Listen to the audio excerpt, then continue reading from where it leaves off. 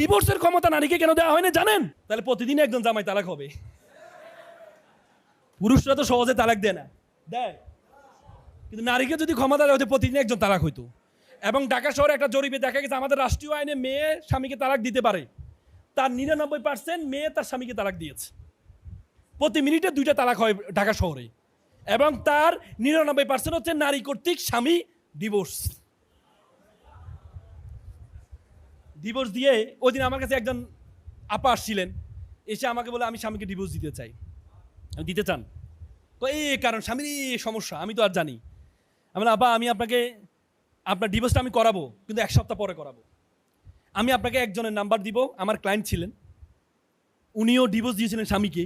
ওনার সাথে আপনি 5টা মিনিট বা আধা ঘন্টা পারলে দেখা করে ওনার সাথে একটু কথা বলবেন।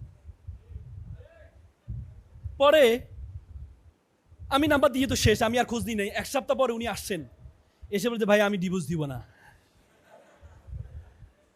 বলছি কেন রে ভাই?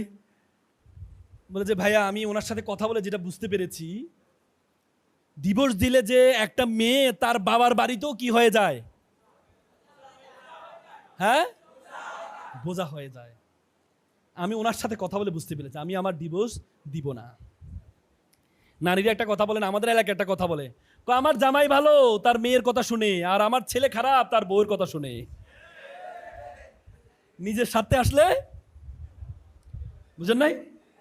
হ্যাঁ, তার মানে ইসলামের যতগুলো বিধান আল্লাহ তাআলা তো সৃষ্টি করছেন আমাদের আপনাকে, নাকি করে নাই? করছে কিনা?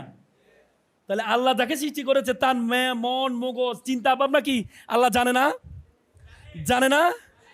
জানে কিনা? এই জন্য নারীকে ডিভোর্সের ক্ষমতা আল্লাহ তাআলা দেয় নাই। ডিভোর্সের ক্ষমতা আল্লাহ তাআলা দেয় নাই। তার মানে আল্লাহর যত বিধান, আমি আপনাদেরকে 1 ঘন্টা না, আমি আপনাদেরকে টানা 3 দিন আল্লাহ তাআলার বিধান এবং বৈজ্ঞানিকভাবে যে প্রমাণিত 3 দিন আমি টানা কথা বলতে পারবো, যদি আল্লাহ তাআলা আমাকে সে ক্ষমতা দেয় আমি কথা বলতে পারবো। অবাক হয়ে যাবেন, সেজদা মাথা নত করতে বাধ্য হবেন আপনি। প্রত্যেকটা চিন্তা। কিন্তু আমাদের আলেম সমাজরা পড়াশোনা করে না, আমাদের আলেমরা পড়াশোনা করে না।